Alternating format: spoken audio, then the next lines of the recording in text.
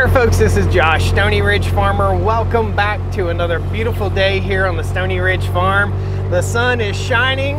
It's about 76 degrees. It's just absolutely beautiful. We've got a little touch of fall in the air. So I'm driving right now from the house, which is up here, over to the other side of the farm. A lot of folks have been asking for a full farm tour. At some point we'll do a full-on farm tour, and I'll have some maps posted on my website so you can understand better where we are. But this is the big field right out in front of our house, and our chicken coop, we just went by it, and the garden, and a couple big old piles of manure. So we're gonna drive over to the other side of the farm here, and we're gonna get started today working on haying. So first step in haying for me is to go around these new fences that we just built and take the bush hog and cut all around those. And we've got some areas where broom straw is taking over. We'll talk a little bit more about that. We'll talk about the new pond, and we'll show you how we make preparations to start cutting hay today. And we may start cutting today if I can get done. If not, then we'll start cutting hay tomorrow in tomorrow's video. All right? Woo! I ain't afraid of work. I ain't afraid of play. I ain't afraid to get the job done and do it my own damn way. Lucky, what you doing? Yes, good girl. Buddy, come here. Good boy. Good boys and girls. All right guys, so we've got the Kubota over here, and I just rode over to show you before we get started the entire plan of how we're gonna attack this, because you've got to plan this out. You've got to use a little bit of common sense. So our fence line goes right down through here, and we're gonna go all the way around at least one lap with the Woods BB72 bush hog and cut. And we're also going to go along the edges of some newly cleared land that we have over here, and there are a lot more rocks and sticks and stuff like that, so we want to make sure that we're cutting away from the rocks and sticks because we don't want our hay bine to get all hung up. Now we're going to go visit the hay bine, and I got a sneaking suspicion we're going to have to do a little bit of mechanic work before we get started. Let's ride over here. We've got the hay bine stored under a big oak tree right here.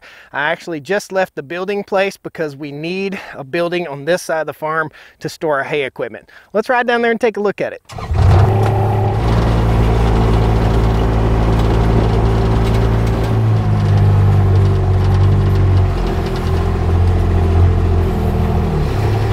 So let's go in order right here. This is our New Holland 474 hay bine. The transmission exploded in it last year immediately as soon as I started trying to cut hay with it. So we went and we pulled out this big old monster. This thing was in the woods on my dad's farm, and it is a New Holland 492. Now this thing cuts, it looks like total crap, but it cuts like a gem. So what we're gonna do is use the hay bine. The way the hay bine works is there is a cutting bar underneath here, kind of like a sickle bar mower that just kind of goes and cuts. And then this picks up the grass, puts it through a couple big rollers back there, presses it and crimps it and kind of kinks the grass so that it breaks the surface tension on the outside of the grass so that it dries quicker. So the 492, that's what we're gonna use. Now 492 has got some dry rotted tires. So you see that tire's flat. It's not off the rim. The other tire looks pretty good. So we'll bring the compressor over here, air tank or whatever, and we'll fill this tire up. Now, we walked by another critter that we're gonna be using. Let's go over here. This critter is a V-rake or a hay rake, a V-style hay rake. And this thing just basically lays out on the land. You'll get to see that too. This is going to be a whole series on cutting hay this year, and we'll probably get somewhere in the neighborhood of, I don't know, 40 or 50 bales. The grass isn't that high. It's been extremely dry here in North Carolina, but we've got to cut it. This is the time to do it, and tuck it away up here, stack it up, and get it covered.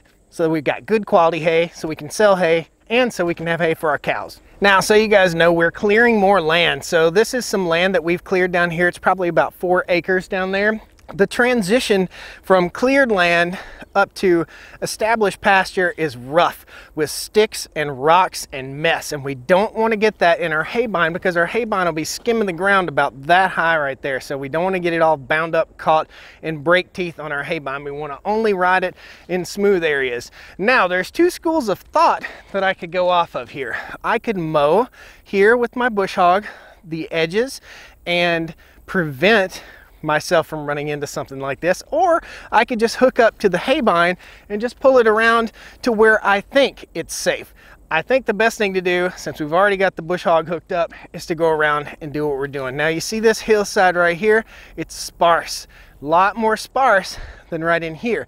The reason it's sparse is because that's 2 years old. That's last year's. It was cleared last year and we cannot mow hay. There's still sticks and rocks and stuff out there, and we're gonna pick those up this winter.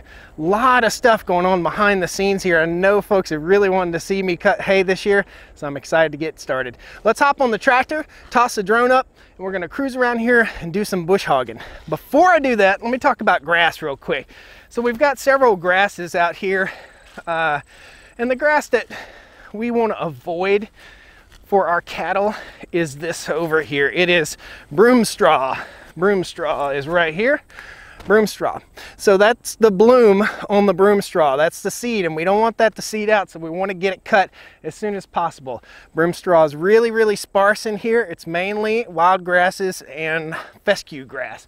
However, cows will eat the broom straw. If we get it before it turns brown, it's not the best forage and it's not the most nutrition, and it's a sign that the land needs lime. In other words, the pH of the soil is about 4.2 and we need to bring it up. Contact.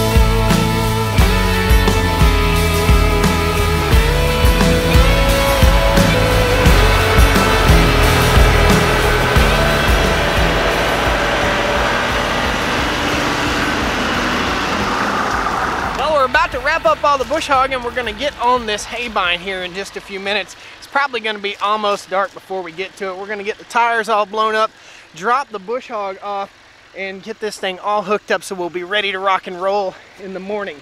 I hope. We'll get everything lubed up, ready to rock and roll, and we'll get out here probably about 10 o'clock in the morning and start working with this critter right here.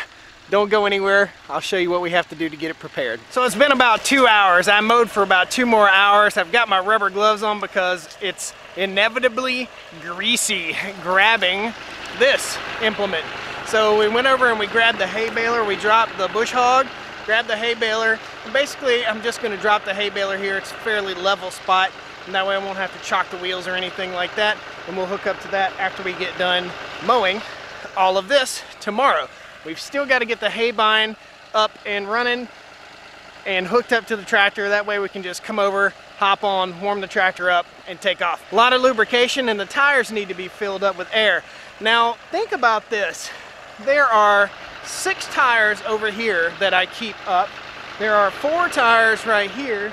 There are 3 tires on this thing, 4 tires on each of my 2 trucks.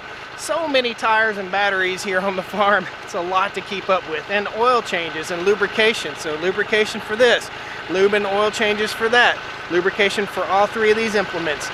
There's some work here, man. There's some work behind the scenes. So let's go ahead and drop the baler off, and this is a John Deere 385 baler. It's a good baler. We're gonna give you a little bit more detail on this baler as we use it, the day that we use it. So be sure you stay tuned. Tomorrow we'll be cutting, and we'll talk about the thought process behind cutting this hay, and then we'll go on and talk about the thought process behind baling it, how to tell if it's dry enough, and just what we do, how this works, all this stuff. It's a good time. Now the baler is held to the tractor by a pin right here, and that's pretty much it. Have to keep an eye on all this stuff while this thing's moving. You got hydraulic lines that can catch up and break or hang up on something.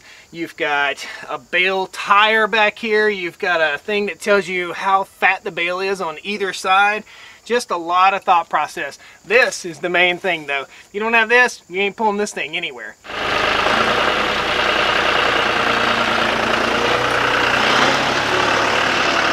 A little bit of a fight here. This is a square shaft, and that's a square hole. You'd think that'd be pretty easy. Not so much. Here we go.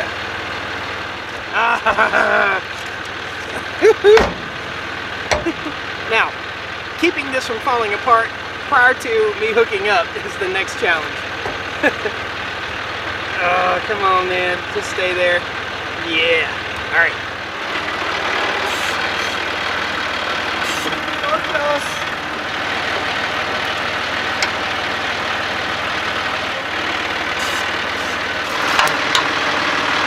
Oh, it's too fat. I knew I was smart enough to put the right size pin in this thing. There we go. All right, we got to hook up the PTO shaft to the tractor.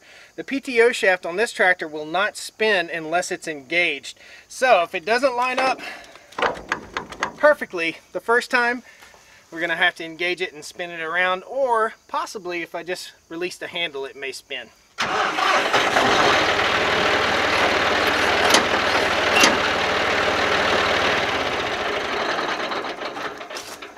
Not really a huge fan of the PTO shaft not spinning on this tractor. I cannot turn this with my hands, so I don't think I can. I may end up having to try.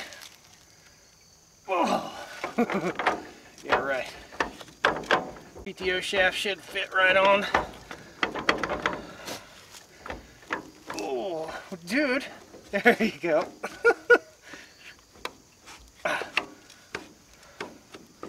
Good deal.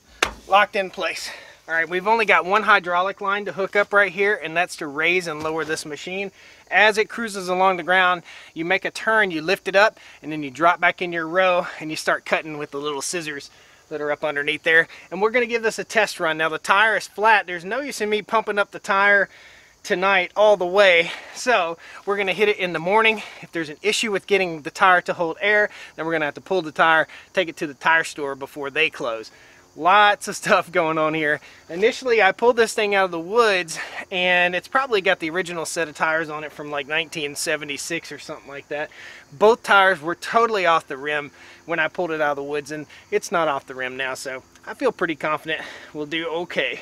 So we're gonna plug this up to our hydraulics, and we're gonna crank this crank, lower this guy down, and give it a try, make sure everything's functioning properly. And then we're gonna lubricate first thing in the morning. It helps if you turn it the right way, sir. Old equipment will work your tail. Raise that guy up. Slide our nicely bent pin back in place. And let's fire up the machine, see if she works.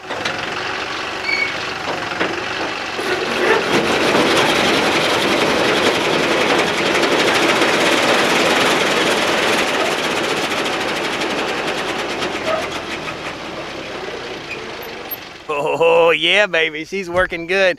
Now, one good thing is once I shut the PTO or the drive mechanism off that makes this machine move, it continued to roll smoothly, which means that things are moving like they should. So no bearings are messed up or anything like that. It'll just keep on trucking. So we'll get over here in the morning, lubricate, and get ready to rock and roll, get our tire up, and mow some hay. It'll be a good time, guys. So come on back and see me. Thanks a lot for joining me here on the Stony Ridge Farm.